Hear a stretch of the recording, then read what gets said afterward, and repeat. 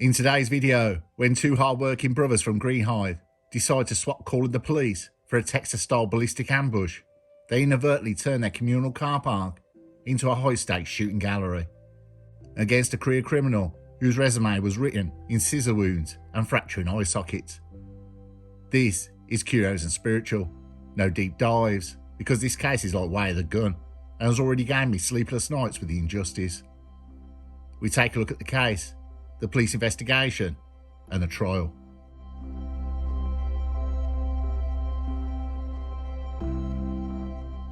There is a certain type of man for whom a motorcycle is not merely a vehicle, but a shiny chrome-plated extension of his own soul. To touch it is sacrilege. To attempt to steal it is an invitation to a very bad day. And in March 2020, as the world was busy panicking about toilet paper and a mysterious cough, brothers Christopher and Colin Norse were busy establishing themselves as a gold standard for taking things a bit too far. Colin, then 38 years old, lived in Greenhithe, Kent, a place generally known for its proximity to a giant shopping centre and its lack of Wild West shootouts. Christopher, his older brother by 3 years, had popped over for a visit. Perhaps they were going to have a quiet beer. Perhaps they were going to discuss the finer points of talk. Whatever the plan, it was interrupted by a group of aspiring entrepreneurs who decided that the Norse's collection of Ducatis and Yamahas would look much better in someone else's garage. Now, a normal person might call the police. A slightly more energetic person might lean out the window and shout "Oi tosser," or something really colourful about the thieves' ancestry. But the Norse brothers were not normal people. They were, according to a later court testimony, men who had recently spent their holidays at a shooting range in Texas. And as everyone knows, you don't go on a shooting range in Texas just to learn how to miss. When the initial group of thieves was spooked by a meddling neighbour, the brothers didn't breathe a sigh of relief. Instead, they retreated into their house to kit up. This wasn't a casual arming. This was a logistical preparation for a small war. The primary tool of the trade that night was a 9mm handgun. Not exactly a Nerf gun for those influent in ballistics. It's a kind of weapon that doesn't just deter, it makes holes. But they didn't stop there. Forensic sweeps later revealed that the brothers were apparently prepared for a siege, possessing the 9mm. 9 casings later were found at the scene for a .40-inch caliber casing, suggesting a second, equally spicy weapon was in play. There was a taser for that personal touch, and a lock knife for when the taser is too high-tech. They didn't just have guns, they had firearms accessories, the tactical equivalent of buying the premium DLC for GTA 5. Most thieves, having been chased off once, would take the hint and try a different postcode. But these particular thieves, led by one Ross Eagleston. To call Eagleston a motorcycle thief is a bit like calling a great white shark a seafood enthusiast. It really undersells the CV. Eaglestone was already a veteran of Maidstone Crown Court. This is a man who in 2016 was handed a 6-year sentence and a series of crimes that suggest a temperament somewhere between a cornered badger and a horror movie villain. His greatest hits include the backyard slasher, stabbing a man in the back with a pair of scissors during a peaceful afternoon barbecue, the street fighter, punching a woman so hard she ended up with a fractured eye socket and a bleed on the brain, the low point, attempting to pervert the course of justice by threatening to kill a 7-year-old girl to keep a witness quiet. He had 13 previous convictions for 26 offences. He was given 20 months youth custody in 2007 for arson, 12 months for burglary in 2009, and 29 months for burglary and possessing heroin in 2013. At 31 years old now, he was no kid. They returned late that night to finish the job. They expected a quiet communal car park in Cooper Close. What they got was a cinematic ambush. The Norse brothers weren't sleeping. They were lying in wait, lightly vibrating with the kind of adrenaline usually reserved for people about to bungee jump off a bridge. As the thieves approached the bikes, Christopher Norse opened fire. He didn't fire a warning shot into the air. He fired at the intruders. 2 bullets found their mark in Eaglestone's arm. The thieves scrambled. One man was bleeding. Everyone else was wondering if they accidentally wandered into the boys in the hood. Meanwhile, the brothers, realising that the neighbourhood watch usually involves less gunpowder, decided it was time for a scenic drive. They left the scene of the shooting. In a move that could only be described as boldly optimistic, the brothers fled the scene in separate cars. They hightailed it back to Christopher's home in Penge, South London. Along the way, they performed some casual housekeeping, discarding the 9mm handgun under a car. A hiding spot that would have been brilliant if the police didn't have, eyes and dogs.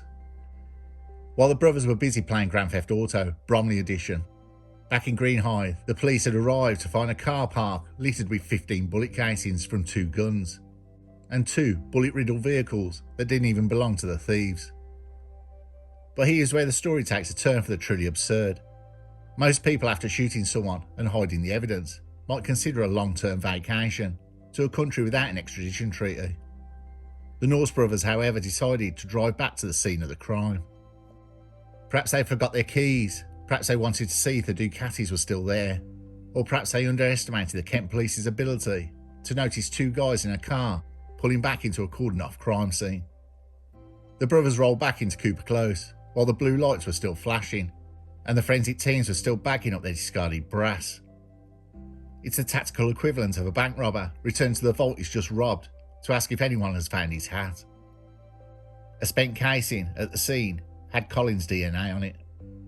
A search of the vehicles turned up a spent .40 caliber shell, a taser that looks like a torch, and the lock knife. As the handcuffs clicked shut in the early hours of the morning, the brothers likely realised that their Texas-style justice was about to meet the very UK-style messed-up legal system. They hadn't just defended their bikes, they turned a quiet cul-de-sac into a shooting gallery, and the police were about to throw the entire book and the bookshelf at them.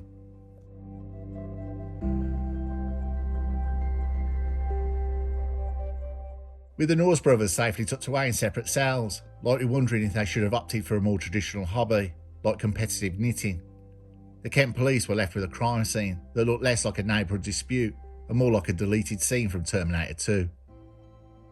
The investigation was a masterclass in why you shouldn't leave your DNA on things that go bang. They were looking for our 2 middle-aged men in Greenhithe and managed to transform a communal car park into a war zone. The first thing the police noticed about Cooper Close was that it was currently wearing more brass than a Victorian fireplace. Forensic officers spent hours on their hands and knees, marking out 15 bullet casings. For context, that's a statistically significant amount of self-defence for a motorcycle theft. The ballistics report was the first real nail in the coffin. It wasn't just one gun, it was a multi-caliber symphony. The 9mm shells, these matched the handgun Christopher had cleverly tucked away under a parked car in Penge.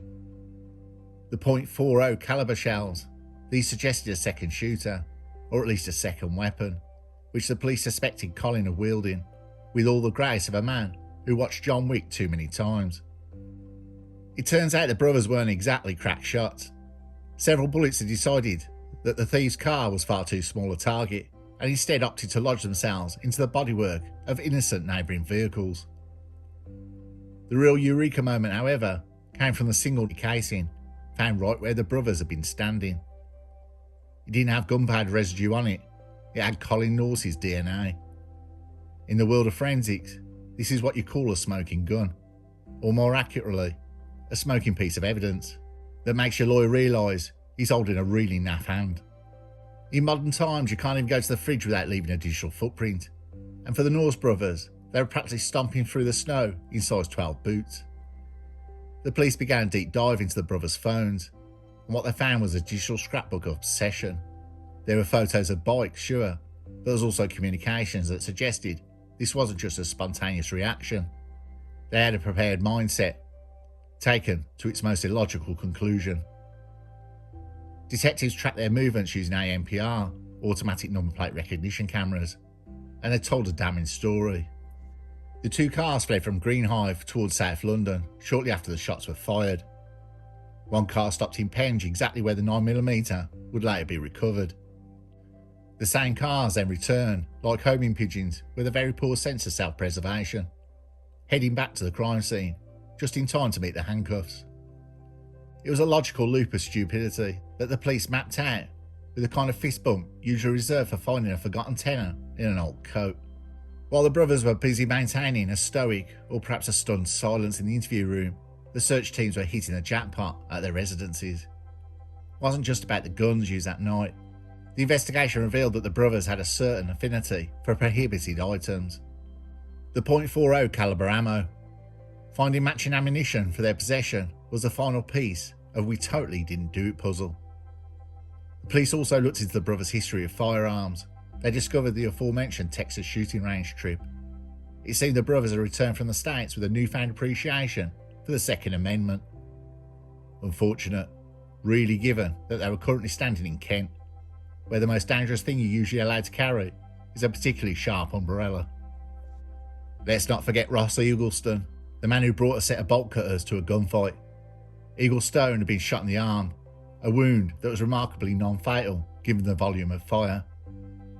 The police had the unenviable task of interviewing the victim, who was also very much a suspect in attempted theft.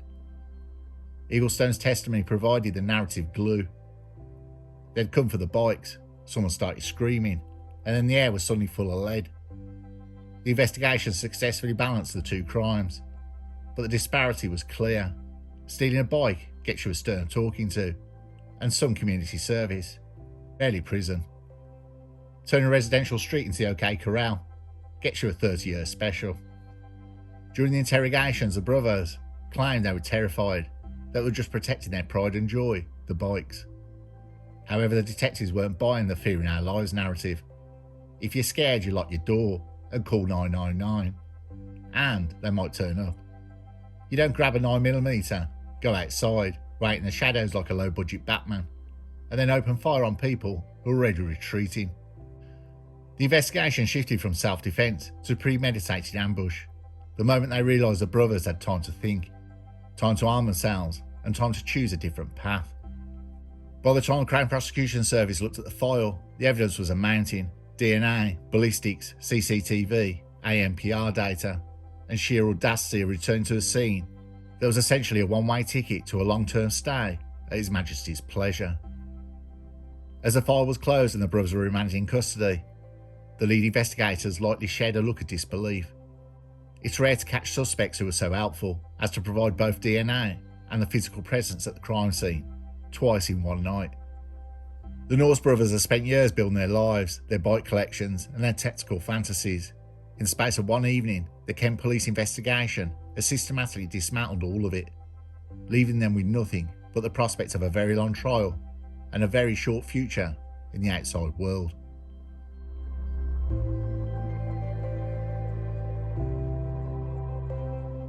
The trial at Maystown Crown Court was the theatrical debut of the Norse brothers probably hadn't envisioned when they were practicing their draws at the Texas shooting range.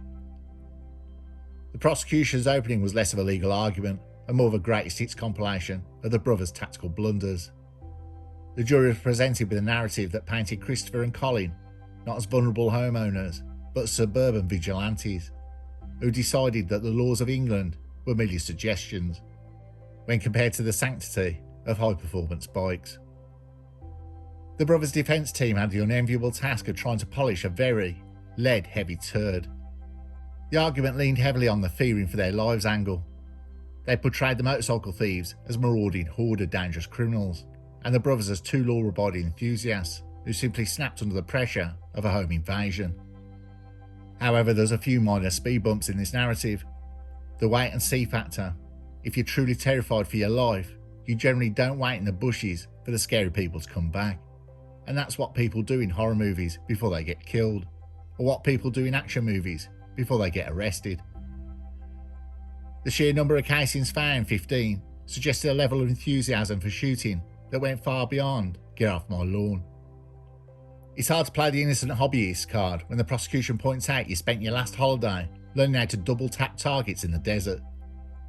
The jury was shown the CCTV footage. They didn't see two men carrying behind a sofa.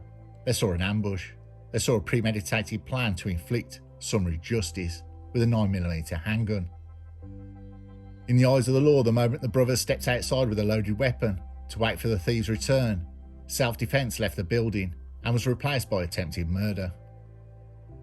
After listening to weeks of evidence, including the DNA on the shell casings and the digital trail of their escaped appendage, the jury retired. They didn't stay out long. When you have the defendant's DNA on a bullet, and a GPS trailer then thrown a gun under a car. The it wasn't us defence tends to have a structural integrity of a wet paper towel.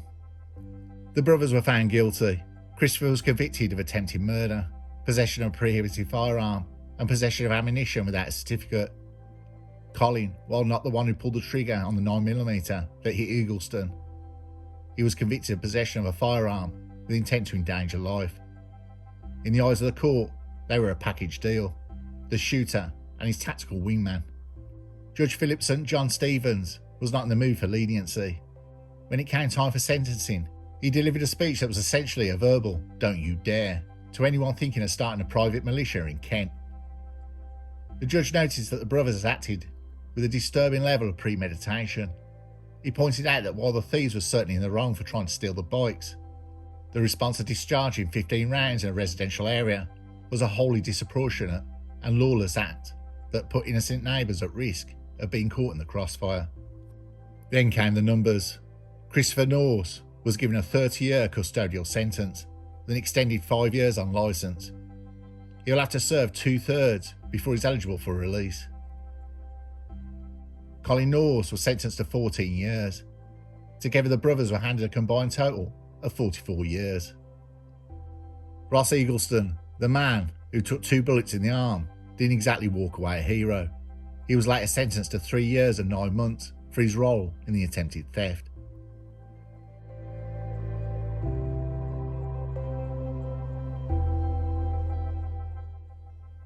It's a classic everyone loses scenario.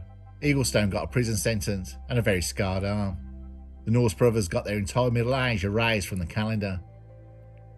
In a world that seems to have limitless supply of patience for the Ross Eaglestones of the streets, men who stab neighbours at barbecues and threaten toddlers, it's a bitter irony that a hammer of justice only seems to find its true weight when it falls on the people who finally say enough. Let's be honest, Colin and Christopher Norse weren't looking for a fight that night. They were looking for a quiet Sunday in Greenhithe. They were 2 brothers who worked hard, paid their taxes, and harboured a genuine passion for the craftsmanship of high-end machinery. Their only crime in the moments leading up to the chaos was possessing something worth stealing and the courage to refuse to be victims. At Maystown Crown Court, many were left wondering who the truly dangerous men were. The brothers who stood their ground, or the career criminals who knew that, in the eyes of the law, the thief is often a victim, and the homeowner is always a target. In the end, the Norse brothers didn't just lose their freedom, they became a cautionary tale of what happens when a man's pride in his home and his property runs headfirst into a legal system that values a criminal's safety over a citizen's right to say not today.